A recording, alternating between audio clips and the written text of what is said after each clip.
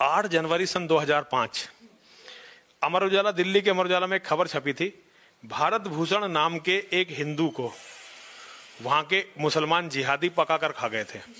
मारकर उसकी बोटी बोटी निकाली और फिर पकाया और फिर खा गए।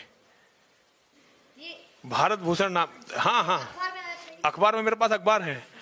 आज मुझे पता नहीं था, वरना मेरे रिकॉर्ड में ये अखबार है, मैं ये बता दूंगा आपको। उसको मारकर पकाकर खा गए थे। भारत भूषण नाम के एक हिंदू को मुसलमान जिहादी मारकर पकाकर खा गए थे। ये 8 जनवरी 2005 अमर उजाला में अखबार में छपी है खबर मेरी बेटी, इसे कोई भी जांच सकता है, मैं तारीख बता रहा हूं।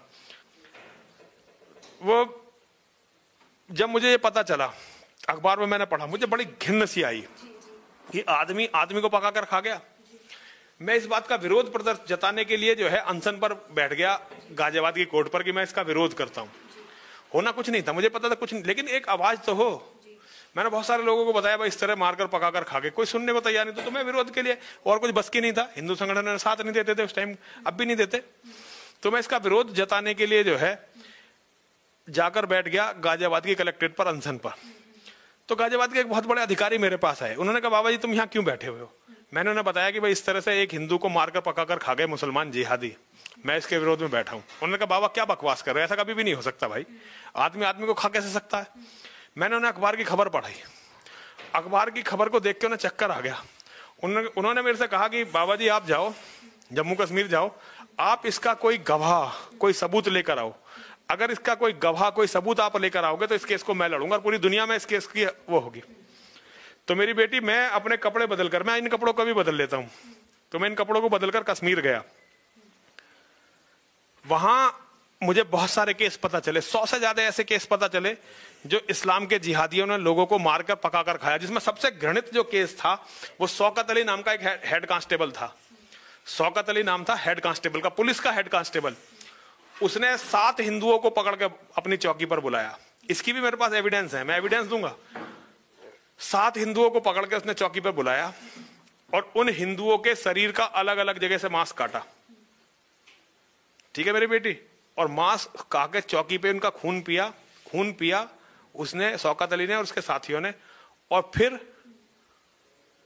उन आदमियों के मतलब मांस को तल के खाया, जीवित आदमी। ये राक्षस बना कैसे हो सकता है? ये इस्लाम है बेटा, ये ही इस्लाम है।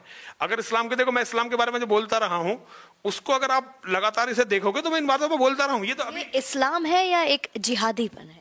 नहीं, ये इस्लाम है। देखिए इस्लाम सबसे बड़ा इस्लाम कहाँ है? जो ISIS करता है वो सबसे बड़ा इस्लामी है, जो तालिबान करता है ये तो इस्लामी है। सिया औरत के बच्चे को पकड़ लिया था, उससे कहा कि भाई तुम पैसे दो तब छोड़ेंगे। तो वो औरत पैसे का इंतजाम करके उनके कैंप में गई। तो बोले कि चल तेरे बेटे को छोड़ देंगे, पहले तू खाना खा। तो उसे गोश्त के साथ चावल दिया, उसने गोश्त खा लिया। फिर दोबारा दोपहर को फिर उसे गोश्त के साथ चावल दिए या कुछ और दिया। तीसरी बार में उसने कहा मेरा बेटा तो दे दो, पैसे तो तुमने ले लिया, कि बेटा तेरा कहां से दे? बेटा तो तू खा गई। मां को, ये सारी दुनिया जानती है मेरी बेटी, मां को बच्चे का गोश्त खिला दिया, इसका नाम है इस्लाम मेरी बच्ची, यही इस्लाम है। तो कश्मीर में मुझे पता चला कि उन्होंने कई जगह हिंदुओं को मार के पका के खाया है। एक लड़की के पिता पर उन्हें यह शक हो गया था कि वो जो है मुखबिर है, पुलिस से मुखबिरी करता है। वो हिंदू था, शायद सरपंच था गांव का, ऐसा ही कुछ था। तो वो उसे पता नहीं मार दिया, फेंक दिया, क्या करा।